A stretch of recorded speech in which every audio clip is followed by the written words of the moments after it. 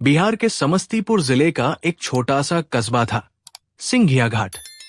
गंगा के किनारे बसा ये कस्बा अपनी सादगी और मेहनतकश लोगों के लिए जाना जाता था। सुबह की पहली किरण जब गंगा के पानी पर पड़ती तो कस्बा एक सुनहरे आलम में डूब जाता। यहीं एक पुराने पक्के मकान में रहता था सौरभ कुमार का परिवार, मां सरला देवी, छोटी बहन रुचि और सौरभ।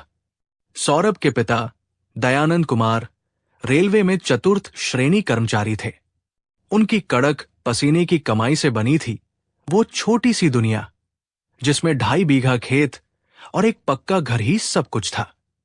लेकिन एक दिन सौरभ के कॉलेज के दूसरे साल में पिता की अचानक हृदयाघात से मृत्यु ने उस दुनिया को हिलाकर रख दिया। बेटा, अब तू ही मेरा सहारा है। सरला देवी की ये बात सौरभ के दिल में किसी शपथ की तरह गूंज उठी।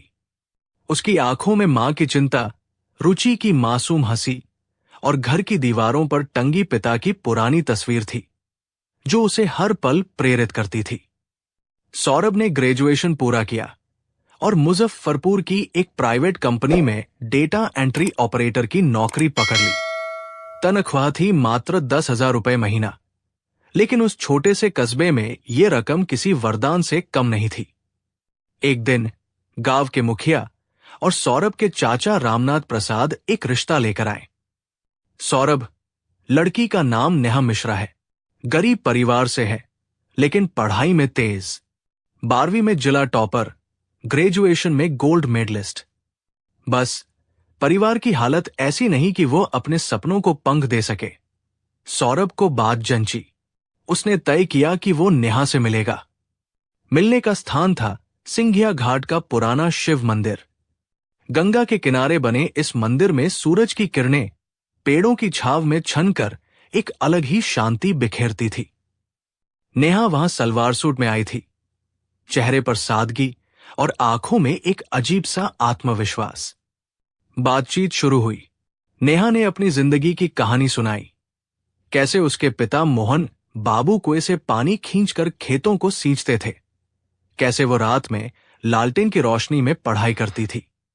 सौरभ को उसकी बातों में एक आग दिखी, एक जुनून। मैं डीएसपी बनना चाहती हूं, नेहा ने कहा। उसकी आवाज में दृढ़ता थी, लेकिन आंखों में एक हल्की सी हताशा। पर अब शायद ये सिर्फ एक सपना ही रह जाए। सौरभ ने उसका हाथ थामा और कहा, अगर तू चाहे तो ये सपना सच हो सकता है, मैं साथ दूंगा। शादी सादगी से हुई, कोई दहेज नहीं, कोई तामझाम नहीं, बस 2 दिलों का मिलन और एक सपने का वादा। शादी के बाद नेहा ने सौरभ को अपने दिल की बात बताई। मैं बीपीएससी की तैयारी करना चाहती हूं, डीएसपी बनना मेरा मकसद है। सौरभ ने बिना हिचक कहा, यह अब सिर्फ तेरा सपना नहीं, हमारा सपना। नेहा की कोचिंग शुरू हुई। सौरभ उसे रोज सुबह साइकिल पर 25 किलोमीटर दूर मुजफ्फरपुर की कोचिंग में छोड़ता, फिर बस पकड़कर अपनी नौकरी पर जाता। शाम को नेहा को लेने वापस आता। ये सिलसिला महीनों चला, लेकिन खर्च बढ़ता गया। कोचिंग की फीस, किताबें, टेस्ट सीरीज, किराया और घर का खर्च। सौरभ की तनख्वाह कम पड़ने लगी। उसने अपना पुराना स्कूटर बेच दिया। फिर भी जब खर्च 25,000 रुपए महीने तक पहुंचा तो सौरभ ने एक बड़ा फैसला लिया। उसने अपने 2.5 बीघा खेत बेच दिए।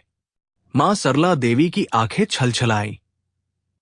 बेटा, ये खेत तेरे पिता की आखिरी निशानी थी। सौरभ ने मां के कंधे पर हाथ रखा और कहा, अम्मा, अगर नेहा डीएसपी बन गई तो हम नई जमीन खरीद लेंगे। ये मेरी जिम्मेदारी है। नेहा की तैयारी और तेज हुई। उसने पटना में कोचिंग ज्वाइन करने की जिद की। सौरभ ने हामी भरी। उसने पिता का बनवाया हुआ घर गिरवी रखकर 5 लाख रुपए का लोन लिया। अब वो दिन में डेटा एंट्री की नौकरी करता और रात में डिलीवरी बॉय बनकर काम करता। थकान से उसका शरीर टूटता, लेकिन नेहा के लिए नोट्स तैयार करना, पुराने प्रश्नपत्र खोजना और इंटरनेट से पीडीएफ निकालना कभी नहीं छोड़ा।